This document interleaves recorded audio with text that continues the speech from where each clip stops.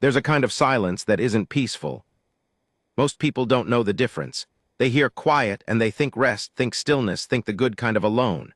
But spend enough time on the edge of a man's grief, and you'll learn real fast that silence has weight. It presses. It accumulates.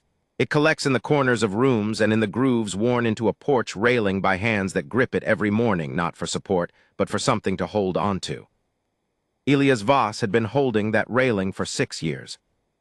I know because I'd been the one bringing his mail. Not his friend, not his neighbor, not really. Just the man who rode the eastern route twice a week, who'd learned to leave the saddlebag on the post and keep riding, because if you slowed down, if you made the mistake of catching his eye through the window, he'd look at you like you were something he'd already buried. Like seeing you walk upright was a small insult. 6 years since the gate had been left open. 6 years since anybody had come up that road and been welcomed at the end of it. Then one morning in the second week of October, I came around the bend at the ridge and stopped so hard my horse nearly unseated me. There was a woman standing at Elias Voss's gate. Apache, alone, and she was leading a gray roan by a rope halter, a horse I recognized the way you recognize a face you thought you'd never see again. The kind of recognition that doesn't feel good, the kind that sits in your chest like a stone dropped into deep water. I pulled my horse off the road and I watched. I know I should have kept riding, should have left whatever was happening to happen without a witness. But I've kept a logbook since I was 19 years old, distances ridden, weather, anything worth remembering, and something told me that what I was about to see would need to be remembered. I took out my pencil. Her name, I would learn later, was Dessat. I didn't know that yet. Standing at the ridge with my horse shifting under me and my pencil already moving across the page from pure reflex, I knew nothing about her except what I could see. A woman, maybe 30, maybe older.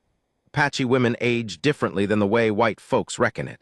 And I mean that as a compliment, as an observation that their faces keep something in them that ours lose young. Standing at the gate of Elias Voss's property with the patience of someone who had traveled a very long way and was prepared to travel further if necessary. She was dressed plain. Dark skirt, a trade blanket folded over one shoulder despite the October warmth, moccasins that had seen real country. Her hair was down, which surprised me. Most Apache women I'd seen in town kept their hair pinned or wrapped, an accommodation to white eyes, a small daily capitulation. Hers hung loose, and there was something deliberate about it, like she'd chosen it for this. The horse, that was what kept pulling my attention back. Gray roan, maybe 15 hands, with a white splash across the left haunch shaped something like an open hand. An unusual marking, the kind you notice once and remember forever. I'd seen that horse before, I was almost certain of it, but I couldn't place it, couldn't drag the memory up to where I could examine it. It swam just below the surface of my recollection, specific and stubborn. She was not calling out. Not knocking, though there was nothing to knock on. The gate was a wooden crossbar on iron hinges, not a door. She was simply standing there, holding the rope, looking at the house. And Elias' house was looking back. That's the only way I can describe it. The place had a face by that point. 6 years of a man shutting the world out gives a property a personality. The curtains, what remained of them, were always drawn.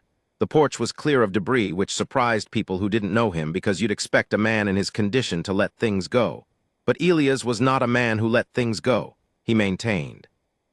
He kept the porch swept and the fence posts upright and the water trough full, not out of hope that company would come, but because maintenance was the ritual. The discipline was the point. He was holding himself together through a narrow, obsessive attention to the surface of things. I knew all this the way a male writer knows things, not through friendship but through accumulated observation. 2 times a week for 6 years. Rain, sun, freeze, thaw. You learn a property the way you learn a person's handwriting. The gate stayed closed. She didn't move. I pulled out my logbook. I carry it in the left breast pocket always, a habit I picked up from my father who was a surveyor, and I wrote, October 14, East Route, woman at Voss property, Apache, alone, gray roan with left haunch splash, does not move, does not call out, gate closed. Then I wrote horse, where have I seen that horse? Then I crossed that last line out, because I couldn't answer it, and crossing out things I can't answer is another habit. It took Elias 11 minutes to come out. I know because I was watching the hour on my wrist piece, which loses 2 minutes every 3 days and which I correct for religiously. 11 minutes. I'd half expected him not to come at all, to simply wait her out, to let the silence do the refusing for him. That was his usual method with anything that required him to engage with the world. Wait, and eventually the world would get uncomfortable enough to leave. She didn't leave. He came out. Elias Voss is a big man. Not in the way of fat or even particular muscle, but in the way of presence, tall, wide through the shoulders, with a quality to his stillness that takes up space. He had a beard he'd let grow in over the last couple of years, not out of fashion but out of abdication, and it was mostly gray now, though he wasn't yet 50. He came through the front door and stopped on the porch, and for a moment he and the woman simply looked at each other across the length of yard and the closed gate. Even from the ridge, I could see his face change. It was subtle, the kind of change you'd miss if you weren't watching for it, weren't trained to it. His chin came up slightly. His left hand, the one hanging loose at his side, curled just briefly into a fist and then released. He was recognizing something. Not, I thought, the woman, something else. The horse. He was looking at the horse. He came off the porch slowly, the way a man moves when he's had to teach himself to be careful about moving too fast toward things that matter to him. Down the 2 steps, across the yard, and then he stopped about 4 feet from the gate and looked through the bars of it at her and at the animal behind her. I couldn't hear what they said. The distance was too great and the wind was coming from the wrong direction, carrying sound away from me, but I could see his mouth move, and I could see hers. A brief exchange, not hostile, not warm, careful. Then he opened the gate. That's the moment I wrote down, underlining it twice because I knew even then that it was the kind of moment that would need underlining. 6 years, and he opened the gate. She walked through leading the horse, and he closed it behind her, and they walked to the house together, not speaking. She tied the roan to the porch post and followed him inside, and the door closed, and I sat on the ridge for another 10 minutes like an idiot trying to decide what to do. Then I rode on, delivered the rest of the mail, came back past the property on my return route around 4 in the afternoon. The roan was still there. I'll tell you about Elias Voss, since you need to understand him to understand anything that follows. He came to that land 22 years ago, which would make it 22 years before the story I'm telling you, back when the territory was younger and the word settlement meant something more provisional than it does now. He wasn't the first man to try that particular piece of land. There'd been a failed homestead there before him, a family that packed up after a drought year, but he was the one who stayed. He married a woman named Clara. I never knew her well. She was from further east, educated, a reader, the kind of woman who brought a piano to the frontier and nobody questioned it because she had that quality about her. They had 2 children, a boy named Samuel and a girl named Ruth. 6 years ago, there was a fever season. It came through the territory the way those things do, without announcement, without pattern, taking people in no particular order of justice or sense. Samuel died in May, Ruth in June. Clara held on until August, and then she didn't. I delivered the death notices. I delivered the condolence letters. I delivered the food parcels from neighbors that piled up on the porch because Elias wouldn't answer the door. I delivered the bank correspondence that eventually went unanswered long enough that his brother came out from St. Louis to check on him and left 3 days later having satisfied himself that Elias was technically alive and unwilling to be helped. After that, the silence, the gate, the twice-weekly mail left on the post. That was the man the Apache woman had come to find. My logbook for that week has a lot of crossed-out lines. I kept trying to write down what I thought was happening and kept crossing it out because I didn't know. The horse was the thing. I'd placed it by Tuesday. I was on the western route, and it came to me the way memories come when you stop hunting them, sudden and whole. I'd seen that horse 3 years prior tied up in front of the trading post at Crestfall. Had noticed the marking, the hand splash on the haunch. There'd been an Apache man with it, older, silver-haired, very straight. A man with the bearing of someone important, or someone who had been important and hadn't stopped carrying it. I'd asked the trader about him. He'd said the man's name was Aldrin's rendering of something longer, a name I couldn't reproduce here even if I remembered it, and that he came through occasionally, trading. That was 3 years ago. I wrote this in my logbook, and then I stopped writing and sat with it. An Apache woman arrives at Elias Voss's gate. She's leading a horse that 3 years ago belonged to an Apache man who came through Crestfall trading post. What's the connection between a hermit rancher and an old Apache man and a gray roan horse? I crossed it out, not because I couldn't wonder, wondering is the point of a logbook, but because I didn't have enough yet. On Thursday, I came past with the mail. The gate was open. Not thrown open, propped. A stone wedged under the base of it to hold it ajar, which is a specific and deliberate choice. Wide enough for a horse. Wide enough to signal that the world could, if it chose, enter. I slowed, stopped, sat there on my horse for a minute being the fool I evidently am when presented with things I want to understand. Then I reached into the saddlebag, took out Elias' letters, 2 of them, one from his brother in St. Louis, one from the land office, and instead of leaving them on the post, I rode up. I'd never ridden up before. The yard was different than I'd expected. I'd built up an image in my head over 6 years of a place in slow decay, a property that had been abandoned by its spirit if not its occupant. But the yard was managed. Sparse, yes, unadorned. No flowers, no attempt at garden.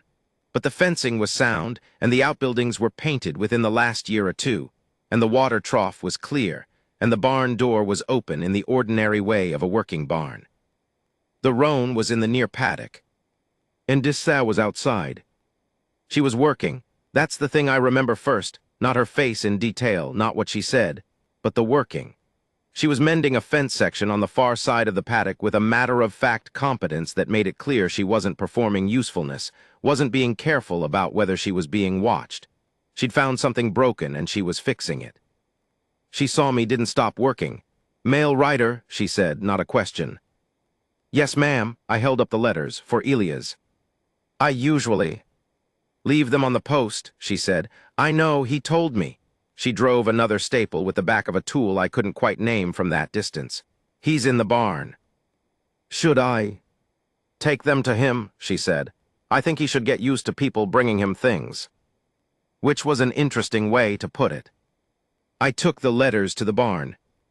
Elias was inside with a horse I hadn't seen before.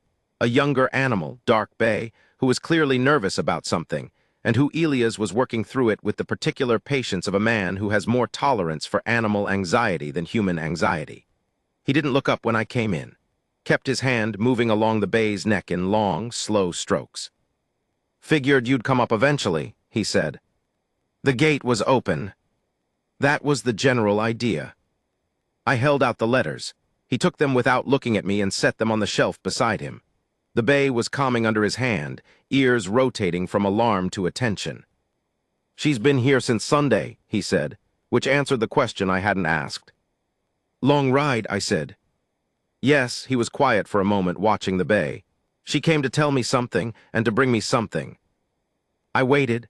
In my experience, Elias Voss's version of volunteering information was different from most people's. Most people, you wait for them, and they fill the silence with words. He fills the silence with silence, and then occasionally, when it seems to have reached some threshold he's set for himself, he says the thing he was going to say all along. "That horse was my boy's," he said. He said it simply, the way you say something you've carried so long you've worn the weight of it down to just the fact of it. "That horse was my boy's. The gray roan in the paddock, the one with the hand splash on the haunch, the one I'd seen in Crestfall 3 years ago with an Apache elder. That horse had belonged to Samuel Voss." "How did," I started. "Samuel rode out one afternoon in his last year," Elias said. "Before the fever, he was 17, good with horses, better than me honestly. He rode out toward the eastern ridge and came back on foot and told me he'd lost the horse at a creek crossing that she'd spooked and run." He stopped. I believed him, spent 2 days looking, never found her. He finally looked at me. His eyes were a peculiar shade of pale gray-green that you'd call unremarkable until you saw them up close. And then you'd see that they were the eyes of a man who remembered everything and wished he could stop. "Dissa's uncle had her," he said. "Had the horse. He found her 3 years ago, about a year before he died, wandering on the eastern slope with a broken halter rope. Kept her. He was a horseman. He would have known she was good stock. And Dissa came to return her. Among other things," he turned back to the bay, "among other things." I didn't press him on the other things. A man who's carried something for 6 years has the right to tell you in his own order. "Why'd your son lie about the horse?" I asked instead, because I'm a person who keeps a logbook and that question was sitting in me insisting on itself. Elias didn't answer for a long time. I asked Dissa that same thing, he said finally. She said her uncle told her the boy had traded the horse, said he'd ridden over the boy to the winter camp on the eastern slope, rode over alone, which took some doing, and traded the roan for safe passage of some kind. He shook his head. Her uncle never told her more than that, took it to his grave with him. Safe passage for what I thought. And I wrote it down that night and underlined it, and this time I did not cross it out. That evening, before I finished my route and headed back to town, I sat on the ridge for a while as the sun went down behind the western mountains, and the Voss property fell into the early blue of October dusk. The gate was still propped open.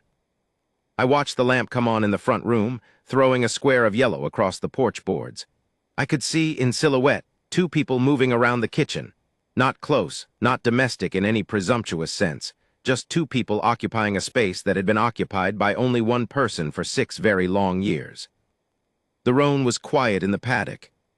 I thought about a 17-year-old boy riding out alone across unfamiliar country to make a deal with an Apache elder, giving up his horse, lying to his father about it, carrying the secret of whatever he'd traded for all the way to his own early death. What does a boy that age trade a horse for? What kind of passage, and from what, and to where? I didn't know, but I knew that whatever Samuel Voss had needed badly enough to cross the ridge for, an Apache man had honored it, had kept the horse for years, had passed the story to his niece, and she had ridden alone however many miles to bring it back to the boy's father. There are people who would look at that and call it nothing, just a horse, just a transaction finally completed. But a logbook teaches you to see the shape of things, not just the surface. The shape of what I saw that evening was a boy crossing a line, trusting strangers with something precious, and those strangers honoring that trust for 6 years and across a death and across the grief of a man who'd become a closed gate until they could honor it completely. I wrote that down. I didn't cross it out. The lamp stayed on in the Voss house until long after dark. I didn't intend to become involved. That's the thing about keeping a logbook. It trains you to observe, not to participate. You note the distance. You record the weather. You write down what you see and you keep moving, because your job is the route, and the route doesn't care about your curiosity, and a man who stops to look at everything eventually delivers nothing. But there are moments when what you see reaches through the page and takes hold of you. The following Tuesday I came up the route and the gate was open again, and this time Elias was on the porch, not holding the railing in the way I'd grown used to, that two-handed grip of a man bracing himself against a world that kept persisting without permission. He was sitting, actually sitting, in the chair that had been on that porch for as long as I'd been riding the route, a chair I'd never seen occupied. He raised his hand when I rode up. Just that, a small motion, palm out. But it lodged itself in my chest, somewhere significant. "Stay a while," he said. Now I've been asked to stay a while by any number of people on any number of routes, and what that usually means is, there is coffee and loneliness in roughly equal proportion, and I am offering you both. I've learned to accept graciously and leave efficiently, but Elias Voss had not asked a soul to stay a while in 6 years, and so I stayed. Dissa came out with 2 cups and set them on the railing without ceremony and went back inside. She was not performing hospitality. She was allocating resources. "She leaves in 2 days," Elias said. "Long ride back." "She's not going back." He wrapped both hands around the cup. "Not immediately. She's going north. She has family near the Mogollon Rim, or did last she knew. She's going to find out if they're still there." The phrasing of that, "find out if they're still there," landed quietly between us, and neither of us added anything to it. The coffee was stronger than any I'd had in months. Dark, almost burnt, the kind of coffee that makes an argument rather than a suggestion. I thought about the woman who'd made it and what she'd come from to get here. "She told me more," Elias said, "about Samuel. I watched the mountains. You don't have to." "I know I don't." He looked at his hands. "That's why I'm telling you, when you're doing something because you have to, you don't explain yourself. When you're doing it because you've chosen it." He stopped. "I've been chosen it all weekend. Kept choosing it, kept putting it down, kept picking it back up. I waited." "He'd been sick," Elias said. "Samuel, before the fever, months before, the winter before, something in his lungs. I didn't know what it was. We took him to the doctor in Mileston, and the man said it was catarrh and gave us a tincture and sent us home.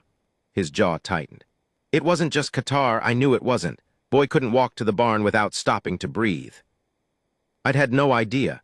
I delivered that family's mail for 3 years before the fever, and I'd seen Samuel Voss here and there, a tall, thin kid who always looked like he was thinking about something more interesting than whatever was in front of him. I hadn't noticed difficulty breathing, but then I wouldn't have. I wasn't looking. He rode out that day to find help, Elias said. I think he knew that what was wrong with him was beyond what Mileston could address, and he'd heard something.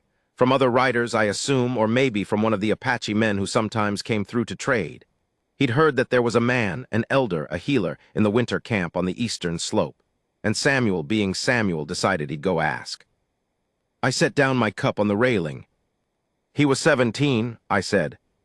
He was 17, and stubborn in a way that neither his mother nor I could ever fully explain, because neither of us was quite that particular flavor of stubborn. The ghost of something moved across Elia's face, not quite a smile, but in the neighborhood of one. He traded the horse because that's what the elder asked. The elder looked him over and said he needed medicine that would take time to prepare, that he'd need to come back 3 times over the following weeks. And Samuel said, "What do you want in exchange?" And the man said the horse. The man said the horse, which was, Elias paused. That animal was worth more than a trade horse. That was a breeding mare, near pure quarter stock. I'd paid good money for her. Samuel knew that. He traded her anyway. Did it work? I asked, and then wished I hadn't because, of course. He died anyway, Elias said, without particular bitterness. Not of the lung thing, the fever. Came through the following spring and took him in 3 weeks. The lung thing, Dissaz's uncle's medicine, had actually helped. He'd been breathing better for months. If the fever hadn't come, he stopped. If a lot of things hadn't come. We sat with that for a while. The mountains held their color, that particular October amber that comes before the bleaching of November, and a hawk worked a thermal over the south field, visible at this distance only by its laziness, that wide circling patience that predators can afford. She's a good woman, Elias said. Dissaz, she came, it would have been easier not to come. Her uncle's gone, the horse is hers by inheritance, she didn't owe me anything. She came because she said her uncle made her promise, that if anything happened to him, she'd return the horse to the family it came from. He picked up his cup again. He kept records too, her uncle, not in a book, in his head. Kept the story of every horse he'd ever worked with, where it came from, who owned it, what it was worth. She said he talked about this horse until the week he died, talked about the boy who'd traded it. He remembered him. He remembered him. A 17-year-old white kid riding alone across the ridge in December. You'd remember that too. Something crossed Elia's face. He said the boy had been afraid, not of the camp, not of the people, of what he'd find out about himself, about whether he was going to be sick forever, whether his life was going to be short. He was afraid of knowing, and he came anyway. I thought about that for a long time after, still think about it.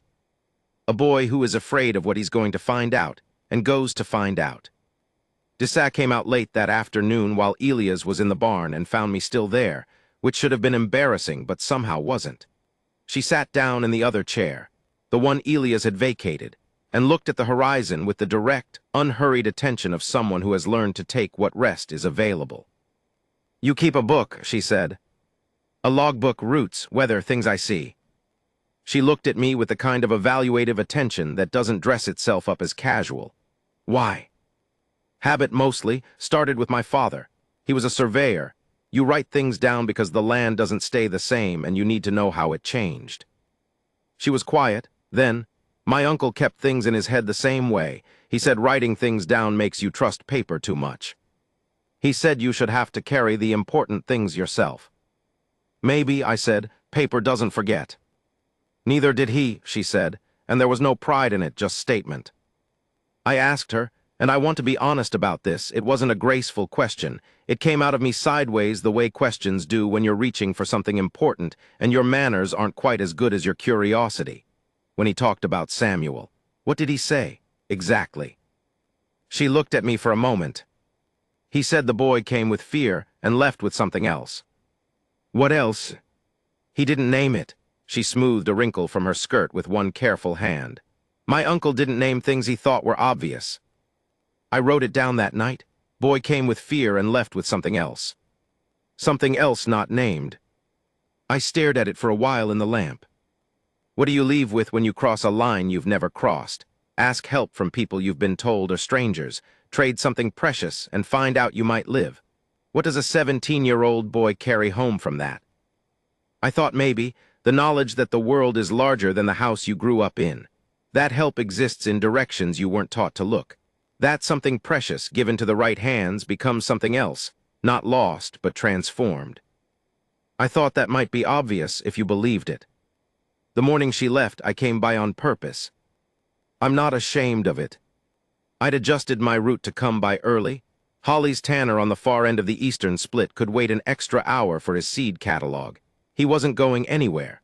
Because I had the sense, which turned out to be correct, that watching Dessau leave was going to be important. Elias was at the gate. Open gate, this time without the stone wedge. He was holding it open with his own hand, which is a different thing. That's something you choose moment to moment, rather than something you set and walk away from. She had the roan saddled, and 2 packs on a second horse. A smaller sorrel who seemed relaxed about the whole thing in the way of horses who have been well handled. She was checking the cinch with the automatic, absent focus of someone who has done this 10,000 times. Her hair was up today, that small accommodation to the road ahead of her, to the towns she'd pass through, the eyes she'd have to navigate. Elias said something to her. She said something back. Neither of them was the hugging type, I don't think. Or maybe it was something more complicated than type. Maybe it was the structure of what they were to each other, which wasn't friendship exactly, wasn't family, wasn't the categories we have ready-made for these situations. It was something more specific than any of those words.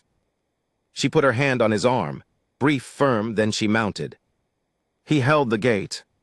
She rode through. He watched her down the road until she was past the bend where the cottonwoods close in and you lose sight of things, and then he stayed at the gate for another minute, hand still resting on it. I thought he was going to close it. He left it open. I rode up, he didn't seem surprised. You've been riding this route a long time, he said. Not an accusation, an observation. 14 years, I said. You've seen a lot of what comes and goes through this part of the territory. Enough. He looked down the road where she'd gone.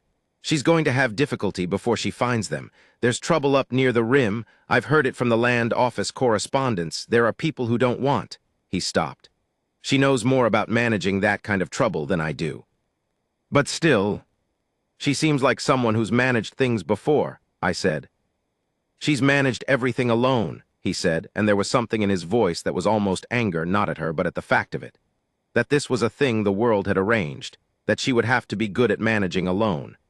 Her uncle died last winter. She's been running his horses since, about 16 of them trading horses, breeding stock. She does that alone. I thought about a woman in her 30s managing 16 horses and a grief and a promise made to a dead man, and riding across however many miles of difficult territory alone, to return a horse she didn't have to return. Did she say, I started? She said my son was kind to her uncle, Elias said. Said it was rare in those years for a white boy to ride into the camp and talk to him like a person. She said her uncle, his voice went somewhere careful. She said her uncle lit a candle when he heard about the fever, about the boy, even after everything. Even after everything. I wrote that down later, but I didn't need to write it to remember it. Over the following days, I watched the gate from the road on my passes. It was still open. Wednesday it was open. Friday, the following Monday. He wasn't performing openness. There was nothing theatrical about it. He wasn't sending a message or making a statement. He was just not closing it, which for Elias Voss was its own kind of declaration. I thought about the summer Clara died and the week I delivered what was probably the last letter she ever received, something from her sister in Pennsylvania with a pressed flower in it, a larkspur that had arrived 3 days after Clara was buried. I'd held it on the post for a moment, knowing what was inside and knowing no one would read it. Then I'd put it in the bag and left it. That was the last time anything from the outside world had been let into the Voss property in anything other than the most reluctant, arm's-length way. Now the gate was open. I kept thinking about what Dessau's uncle had done, the geometry of it. A boy crosses a line, afraid and desperate. An old man on the other side of the line sees him, sees the fear and the courage together, doesn't separate them, and helps. The boy dies anyway, eventually, because the fever doesn't ask who you traded horses with. But the old man remembers him, keeps remembering, carries him for years, passes the memory and the horse and the promise to his niece, who honors it. The chain of it, the long, unlikely, stubbornly maintained chain of care across a territory that spent most of its time insisting those chains couldn't exist. And Elias Voss, who'd been standing in his own ashes for 6 years, was sitting on his porch in the October sun with the gate open. I think what Samuel traded the horse for wasn't only medicine. I think he traded it for the knowledge that you could cross a line and be received, that the world had rooms in it he hadn't found yet, that even a frightened kid with bad lungs and a dying mare had something to offer that a wise man would accept with dignity. He brought that home, and then he died, and his father closed the gate. But the roan horse remembered the hands that had kept her, and the elder's niece remembered the boy.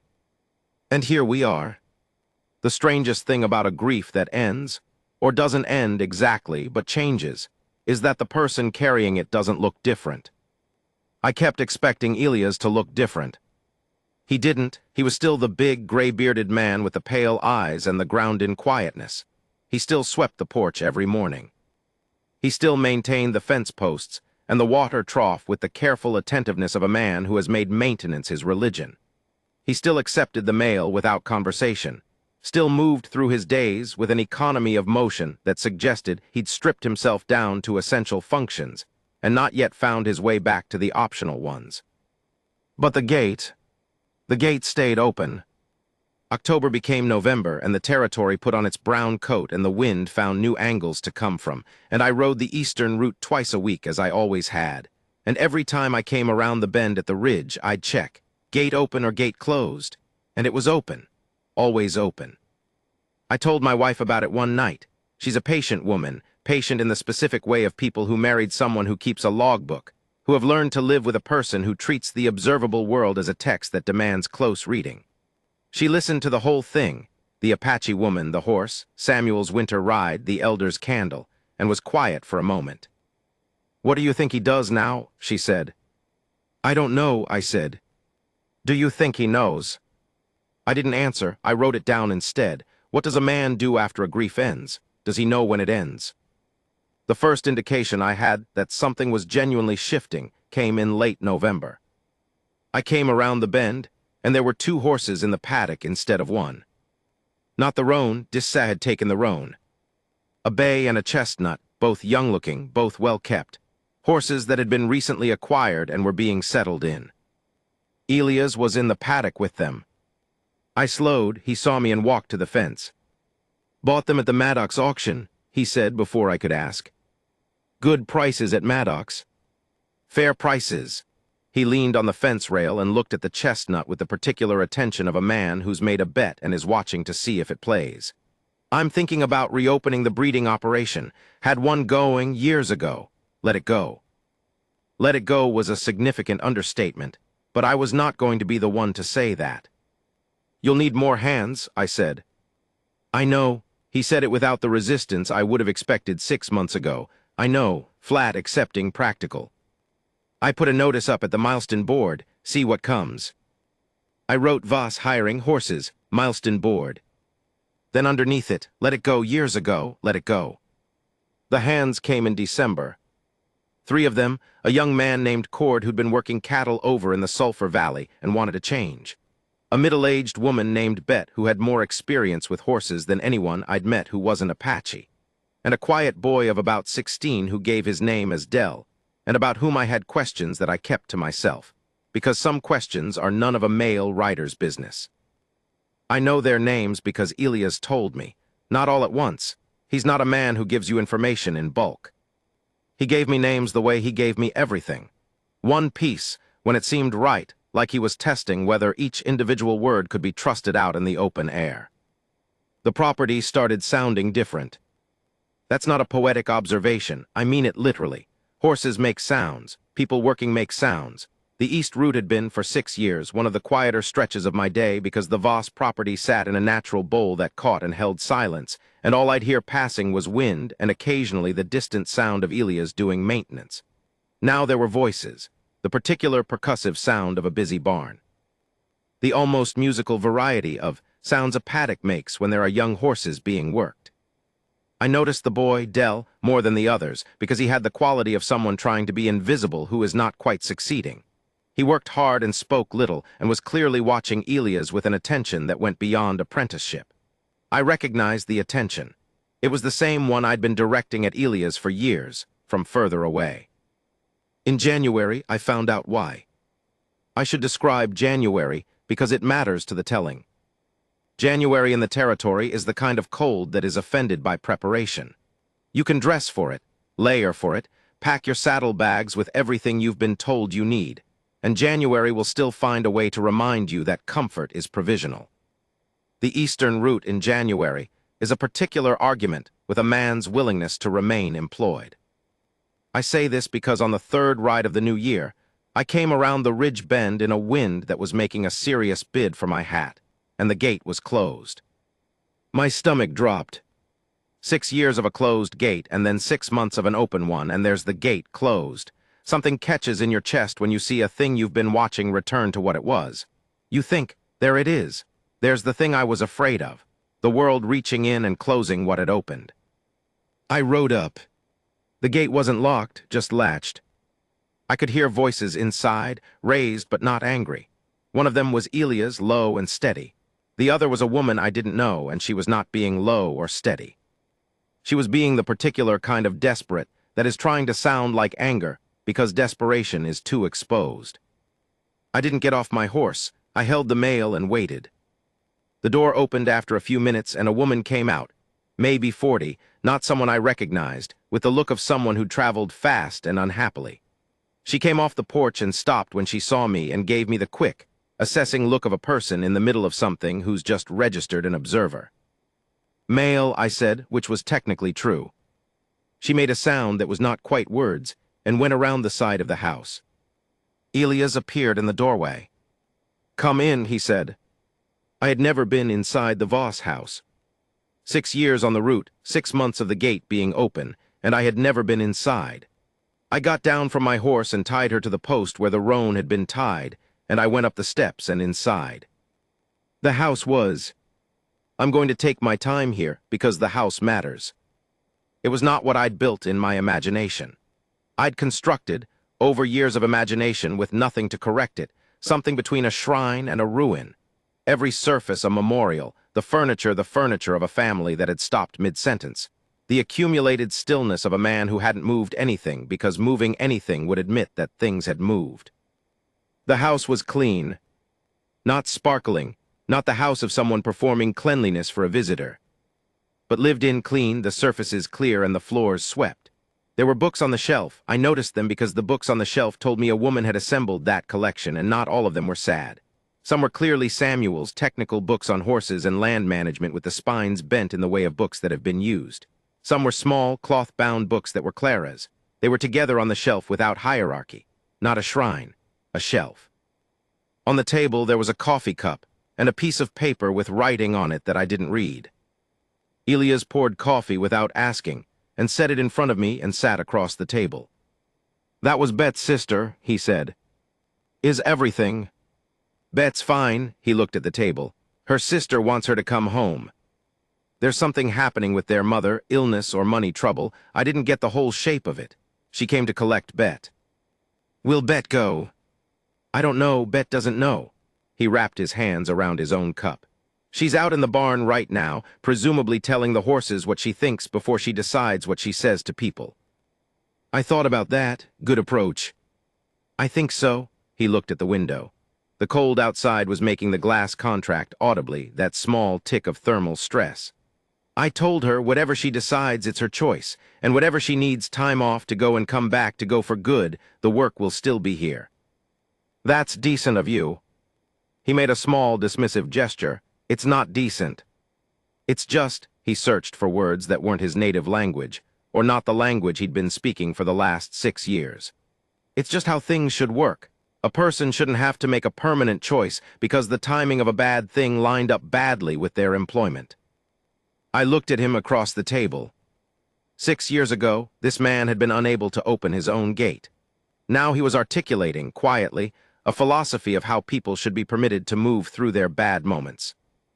I didn't say that. I drank my coffee. The gate was closed, I said instead. He gave me a look that told me he knew exactly why I'd mentioned it. I closed it to keep the warmth in while the door was open, he said. Habit from years of, he stopped. Old habit. Okay, I said. I noticed you slow down. I did. He looked at the table. Thank you for noticing. I didn't know what to say to that, so I didn't say anything. Bet didn't leave. She came in from the barn after another hour and told her sister that she'd come when she could arrange it, but she couldn't leave midwinter with the horses in this stage, and the breeding work just getting underway. She said it with the firm, gentle decisiveness of someone who has thought it through in front of horses, and come to the conclusion that most concerns of the human world can wait 3 weeks. Her sister was not fully satisfied, but she left. And Bet went back to work. I saw the whole of it because I'd stayed for a second cup of coffee that I hadn't been offered but hadn't been told not to have, and which Elias poured for me without comment when he saw me still at the table. Dell came in for something. A piece of equipment, I think, which he located, grabbed, and was gone with in approximately 40 seconds. But in those 40 seconds he looked at Elias with that watching attention, and Elias looked at him with the particular patience of a man who has decided to be patient. And something passed between them that I'll try to describe and probably fail at. It was recognition of a kind. Not familiarity, they'd known each other less than 2 months. Not affection exactly, though maybe the beginning of it. It was more like Elias looking at a boy who was the age Samuel had been. And Dell looking at, I don't know what Dell saw, a man who had survived something, a man who was still standing. I wrote it down that night. Dell, 16. Watches Elias like something he needs to understand. Elias doesn't flinch from it. Then not flinching, that's new. The letter from Dissa came in February. I knew it was from her before I checked the return. The handwriting had a quality I recognized as practical, compressed, the writing of someone who has things to say and limited paper in which to say them. It was addressed to Elias Voss, in the careful block letters of someone who has learned English writing as an adult, and makes it do exactly what they need it to do. I left it on the post. Mail doesn't belong to the writer. But 2 weeks later, Elias told me what it said. She'd found them, her family, near the Mogollon Rim. They were there, not all of them, not as many as she'd hoped, but enough. There had been difficulty in the approach, as Elias had predicted, 2 settlements that weren't welcoming, 1 bad night that she didn't specify and I didn't ask Elias to elaborate on. But she'd arrived. She was staying for the winter and would see what came after winter. She'd written about the horses. She'd managed to keep most of the herd through the journey, losing 2 to a crossing that went bad. She'd written this plainly, without drama, the way you write about loss that you've accounted for and moved on from, because moving on is the only accounting that helps. And at the end of the letter, Elias quoted this from memory, which told me he'd read it several times. She'd written, "My uncle said your son came with fear and left with something else. I think the something else was the knowledge that the world is larger than where you started. He was right to know it. You should know it too." I wrote that down verbatim. Then I asked Elias if that was okay, if he minded me writing it, and he said no, he didn't mind. He said maybe it was better for it to be in a book somewhere. The gate. I want to come back to the gate, because that's where this began and that's where it ends. There is a particular morning in March, the 14th, I know because I checked my logbook, when I came around the bend at the ridge in early light, just after dawn, with the frost still on the ground and the eastern mountains lit up in that short-lived salmon color that only exists in March, when everything is thawing but hasn't quite forgiven you for the winter yet. And I came around the bend and I saw Elias at the gate. Not holding it, not checking it, he was working on it. He had the gate off its hinges, laid it on the ground beside the fence post. He was sanding it, I think, or cleaning it, doing something to the wood and the ironwork that required care and attention and kneeling down. I stopped, watched. My first thought was the old familiar pull of dread. He's taking it off entirely, he's dismantling it, some piece of progress is being undone. But that wasn't what was happening. He was restoring it. Working on the hinges, the wood, something about the crossbar, making it better, not removing it. He looked up when he heard my horse. "New iron," he said, indicating the hinges, which I could now see were different from the old ones, heavier, cleaner, not the rusted pair I'd been looking at for 14 years. These old ones were seizing up. Half the winter they've been getting stuck, hard to open fully. Hard to open fully. Good improvement, I said. He looked at the gate on the ground. I should have done it years ago. I noticed it every spring, hinges needing work, and I kept. He stopped. I just didn't do it. I looked at him. He looked at the gate. I want it to open easily, he said. When someone comes, I want it to open without effort. I could have said something poetic about that. I chose not to. Some things belong to the person who says them, not to the person listening. I delivered his mail. He waved without looking up, already back at work on the hinges. I wrote it down, all of it. There are things I don't know how to end this account, because it doesn't have an ending, which is, I suppose, the point. Dissa wrote twice more over the spring. She was staying. Her family's situation was complicated in ways she was navigating without drama and without complaint. She mentioned the horses. She did not mention returning. Bet's mother recovered, or recovered enough, and Bet went for 2 weeks in April and came back. Dell, I learned obliquely through the compressed way that information moves in small territories, had left a father somewhere that he didn't intend to go back to, which explained the invisibility. He stayed. He was good with the young horses, apparently very good, with an instinct for it that Elias had mentioned, just once in passing, with the specific understated admiration of a man who respects competence above sentiment. Cord left in May, a better opportunity further south, and was replaced by a woman who came up from Milestone with letters of reference from 2 other ranch operations and a calm, capable manner. The breeding operation, which had been a rumor of an intention in November, was by June a functioning thing, with a waiting list for stock that Bet managed in a notebook that was not unlike a logbook, which I pointed out to her once, and which she acknowledged with the dryness of a person who finds all things equally relevant. Elias himself. Elias is hard to write about in the present tense because I'm not sure the present tense fully fits him yet. He is not the man who stood at the railing every morning. He is not yet, I think, the man he was before. He's something that doesn't have a name yet, someone becoming, which is less resolved than we'd like things to be and more honest. He reads in the evenings now. I know because I can see, from the road, the lamp in the front room, and sometimes there's a shadow that's the shape of a man in a chair with a book. Sometimes there are 2 shadows, which is Dell or Bet or Cord's replacement, sitting in the same room in the way that people share a room when they've decided that solitude, while valuable, has been sufficiently tested. He told me in July, we developed something that I wouldn't call friendship exactly, more like a standing arrangement to occasionally say things out loud to each other, that he'd written to his brother. The one in St. Louis who'd come out after Clara died and left after 3 days. He'd written, he said, not to repair anything in particular, just to be in correspondence. To be a person who was in correspondence with his family. His brother had written back. Was it good? I asked. It was something, he said, which was, I thought, exactly right. The last thing I'll put down here is this.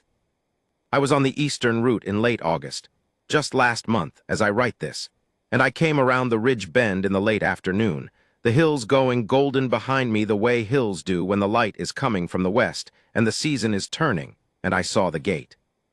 It was open.